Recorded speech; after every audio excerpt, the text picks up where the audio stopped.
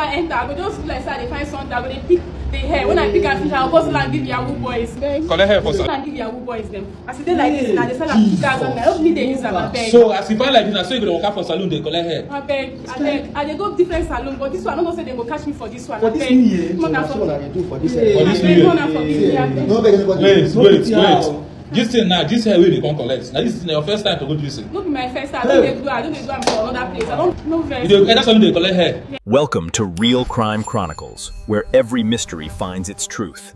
Tap the bell and never miss the next case. Welcome everyone, and thank you for joining me again on this channel. If you are new here, please subscribe, like this video and share it, because we talk about real life stories, trending issues, crime, and the things happening around us that people need to hear. Also, feel free to drop your thoughts in the comment section as we go on. This story you are about to hear may sound unbelievable, but it's one of those stories that remind us to be careful, to stay alert, and to understand that not everything strange you hear online is a joke. This is a story that shook many people and raised fear, anger, and serious questions across social media. It all started quietly, without noise, without drama, just like any normal day in a saloon in different parts of Nigeria, especially in busy towns and cities. Saloons are places where people relax, make their hair, gist, laugh, and feel comfortable. Hair is cut, braided, relaxed, and swept away as waste. For many people, once hair touches the floor, it is no longer important. It is swept, packed, and thrown away. But according to reports and videos that later surfaced online, someone was watching these places differently. A young woman, whose identity became a topic of public discussion after her arrest, was allegedly moving from one salon to another. She did not go to make her hair. She did not go to learn work. She was not employed there. Instead, she was reportedly going to salon to collect human hair. At first, no one suspected anything. After all, salons generate a lot of waste hair every day. Some salons even give hair out freely to people who ask for it, believing it will be used for cleaning, burning, or dumping. So when this lady showed interest in hair, nobody raised an alarm immediately. According to what later came out, she would wait patiently. Sometimes she would act like a customer. Other times she would pretend she was helping to clean. She would gather hair from the floor, from bins, and from where barbers and hairstylists dump it. To the salon owners, it meant nothing. But this was not a one-time thing. People say this young woman allegedly made it a routine. She moved from salon to salon, different locations, different days, different times. She allegedly knew exactly what she was doing. Then something happened. People around began to notice a pattern. The same face, the same behavior, the same interest in hair. Questions started coming up. Why was this lady always collecting hair? Why did she move around so much? Why was she so focused on hair that most people considered useless? Suspicions grew. Eventually, she was confronted. When she was caught and questioned, what followed shocked many Nigerians. In a video that later circulated widely online, the young woman was seen speaking during an interrogation. In that video, she allegedly admitted that she had been collecting human hair from salons and selling it to internet fraudsters, popularly known as Yahoo boys. Any salon I enter, I go just feel like say they find something, I go dey pick the hair. When I pick and finish, I go go and give Yahoo boys. Collect hair for salon. That single statement alone sent fear through social media. Selling human hair to Yahoo boys? Why hair? For what purpose? These questions immediately flooded the internet. In her alleged confession, she explained that this was not something she did once. She claimed she had been doing it repeatedly. She mentioned that she moved across different areas to collect the hair and then deliver it to people who paid her for it. I dey go different salon, but this one I don't know say they go catch me for this one. For this new year, so that's what I do for this year. For this new year. Wait. This thing now, this hair wey dey come collect. Now this is your first time to go do this thing. No be my first time. I don't dey do am for another place. I don't know very. You dey enter salon, dey collect hair. Yes. They carry sell give which people? I dey sell and give Yahoo boys. How much do they pay for this hair they go collect? At times 2,000, at times 3,000. Oh, Jesus Christ. So you dey go collect hair wey they sell give Yahoo boys. She allegedly mentioned amount she was paid. Sometimes 2,000, sometimes 3,000, depending on the quantity of hair she brought.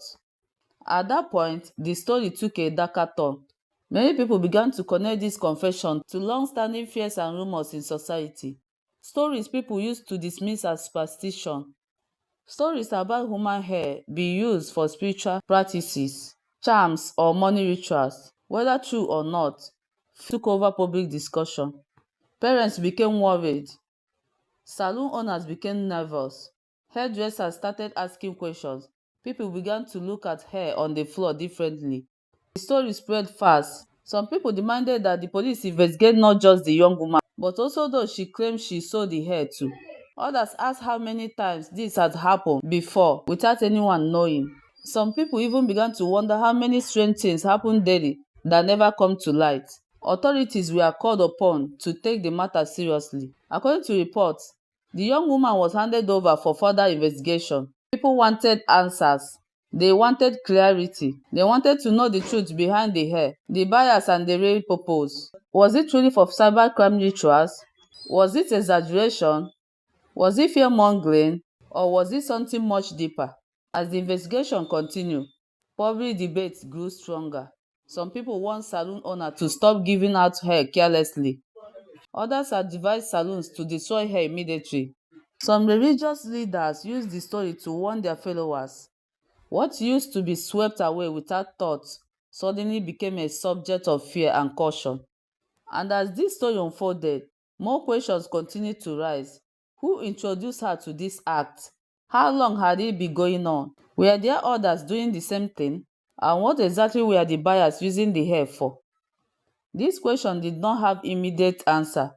As the story of the young woman collecting hair from salons spread across social media, people reacted in different ways. Some were shocked, others were angry, and many were confused. For most, hair is something ordinary. They never thought it could be involved in something like this. But now, the public began to see everyday objects differently. Salon owners immediately started checking their floors, bins, and corners. Many expressed frustration, saying they never imagined someone could steal hair just to sell it.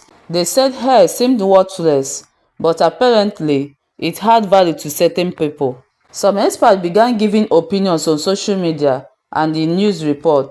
They said human hair can be used for various purposes, including wigs, hair extensions, and yes, even ritualistic practices in some cultures. Others insisted that while rituals are sometimes mentioned in stories like this, it's also possible the hair could be sold for business purposes or even online scams. Meanwhile, the young woman became the focus of public attention. People debated her age, her motives, and her past. Some sympathized, claiming maybe she was desperate and had no proper way to make money. Others were furious, calling it immoral and frightening. Many parents began warning their children not to follow anyone blindly or trust strangers in public spaces. Authorities started investigating. Reports said that the police were trying to trace the buyers she allegedly sold hair to. They wanted to know if any crimes were committed using the hair or if it was linked to illegal activities. Police statements urged the public not to panic but to be alert and report any suspicious behavior. As more details emerged, the story inspired a large conversation. People started asking questions about insecurity in salons. Should salons keep CCTV cameras? Should they monitor employees and visitors? Could this have been prevented if salons were more careful? Meanwhile, social media amplified everything. Videos of the young woman's alleged confession circulated widely, gaining millions of views. Memes and discussion flooded platforms like TikTok, Twitter, Instagram, and Facebook. Some users joke, while others express real concern. Educators and youth mentors also joined the discussion. They say stories like this highlight the need and monitoring for young people. They emphasize teaching children about the danger of trusting strangers and the consequences of illegal acts. They reminded viewers that curiosity or greed could sometimes lead to dangerous situations. The story even reached community leaders and local councils. They began advising salons to have policies for disposing of hair properly and checking people who regularly ask for it. Religious leaders also address it in sermons, calling for moral awareness and vigilance. Even though the woman had confessed, many people remained curious. They wanted to know how long this had been going on. Was it just one person, or were there others involved? Was there a network of people buying and selling human hair for purposes beyond what the public could imagine? The incident also sparked debates about ethics, poverty, and crime prevention. People discuss why young individuals may be driving to do such things and how society could better educate and support youth. Some suggested vocational training programs and stronger community supervision. Meanwhile, salons began implementing changes. Many started selling hair before disposal, some even charging for hair donations. Others recorded customers and visitors more carefully. The story changed how salons operated, making them more cautious than ever. This incident reminded everyone of a simple truth. Something like hair can sometimes hold more value than we think.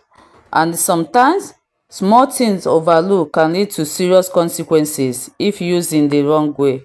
As the investigations continued, public fear and curiosity stayed high. People were anxious to know the final outcome, who bought the hair, for what purpose, and whether any crime had actually been committed. After the young woman's arrest, police confirmed they were interviewing her thoroughly to understand the full scope of her actions. They wanted to know how long she has been collecting hair from salons, how many people were involved, and who the buyers were. Police emphasized that while this may seem unusual, every tip was being taken seriously, especially if it connected to other criminal activities.